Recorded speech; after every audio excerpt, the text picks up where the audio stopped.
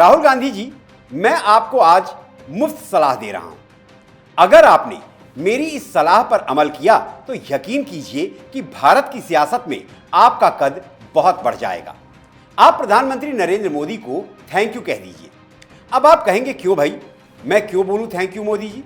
तो राहुल जी, आपको तो याद ही होगा कि आपके शासनकाल के दौरान 2008 में 26 नवंबर को 10 आतंकवादियों ने मुंबई को बंधक बना लिया था। इस आतंकी वारदात में सैकड़ों लोग मारे गए थे। आपने भी जरूर कोशिश की होगी कि साजिश रचने वाले आतंकियों को सजा मिले, पर अफसोस आप नहीं कर पाए। मोदी जी कर रहे हैं। 26/11 मुंबई हमलों में शामिल तहव्वुर राणा को पीएम मोदी अमेरिका से भारत ला रहे हैं, इसलिए पीएम मोदी को थैंक यू कह दीजिए।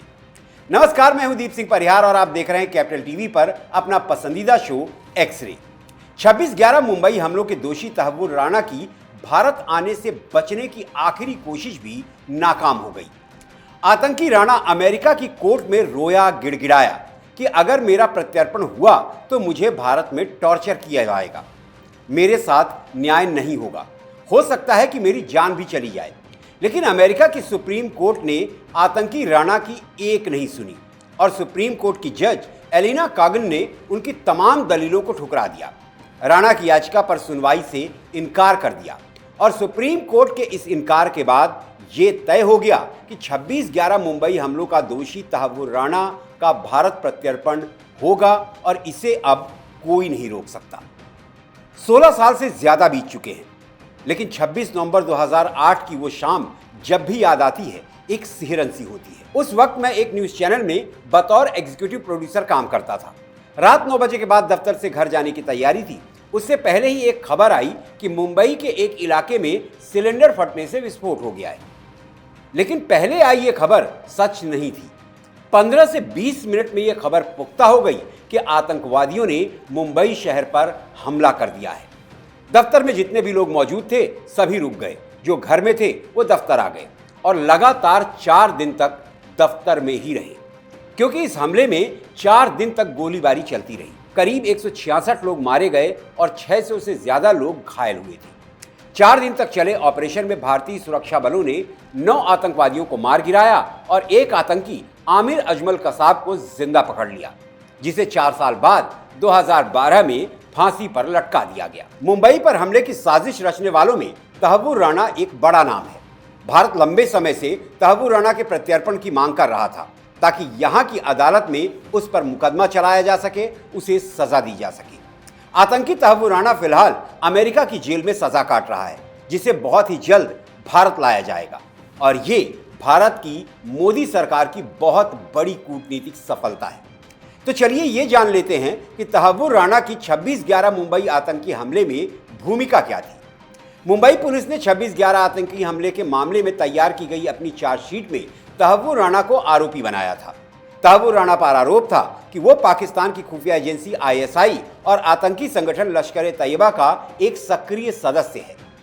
चार्जशीट में राणा पर आरोप है कि इसी ने 26/11 आतंकी हमले के मास्टरमाइंड डेविड कोलमैन हेडली की मदद की थी।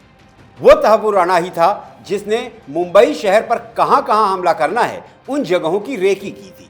तहव्वुर राणा ही वो व्यक्ति था जिसने एक ब्लूप्रिंट तैयार करके पाकिस्तानी आतंकवादियों को दिया था कि कहां-कहां हमला करना है।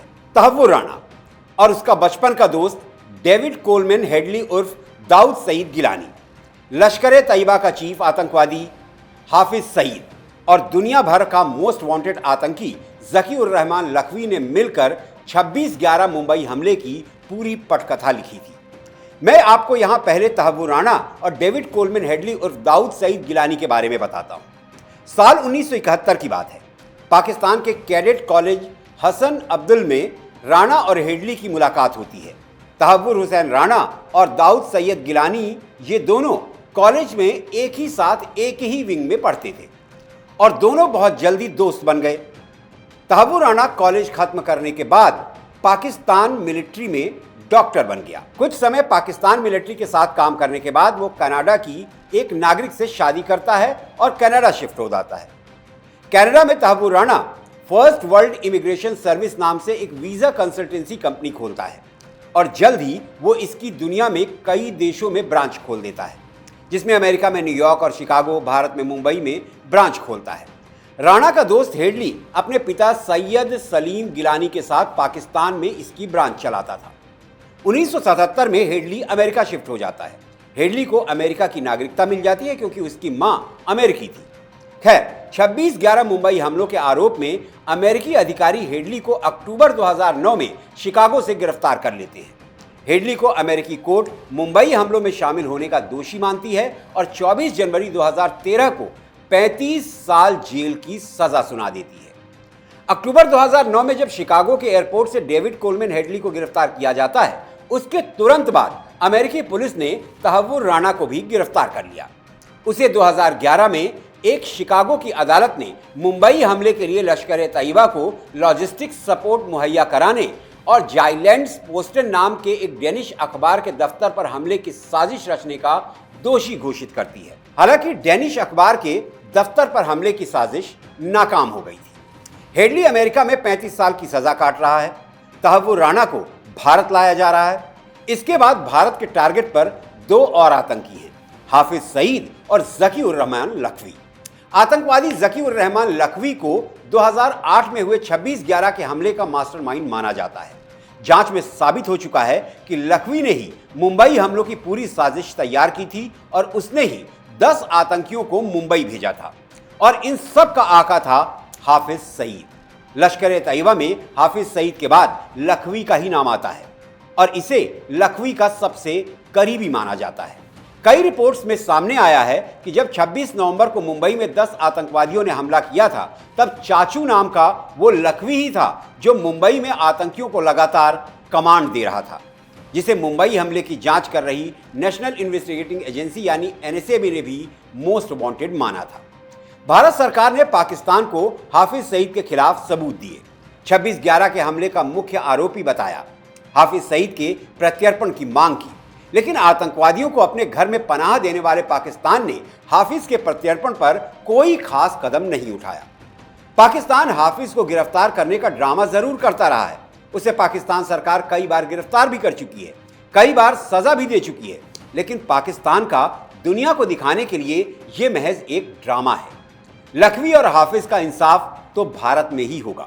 वो दिन भी दूर नहीं है जब 26 नवंबर 2008 को 160 भारतीयों और 6 विदेशी नागरिकों की हत्या का प्लान बनाने वाले हाफिज और लखवी को भारत में सजा मिलेगी। तो आज की एक्सरे रिपोर्ट में इतना ही। आपको रिपोर्ट कैसी लगी कमेंट करके बताइए। रिपोर्ट को लाइक कीजिए, परिवार और दोस्तों के साथ शेयर कीजिए। किन मुद्दों पर एक्सरे रिपोर्ट देखना चाहते हैं ये सुझाव भी हमें दीजिए।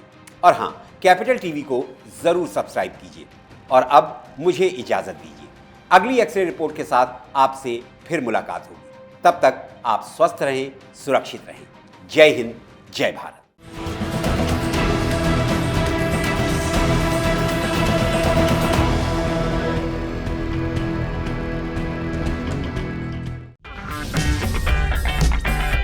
अगर आपको हमारा वीडियो पसंद आया हो तो इसे लाइक करें, हमारे चैनल को सब्सक्राइब करें और हाँ, बेल आइकन दबाना ना भूलें ताकि आप तक हमारे वीडियो की नोटिफिकेशन पहुंचती रहे। आप अपना सुझाव हमें कमेंट बॉक्स में दे सकते हैं। हमारे साथ जुड़ने के लिए शुक्रिया।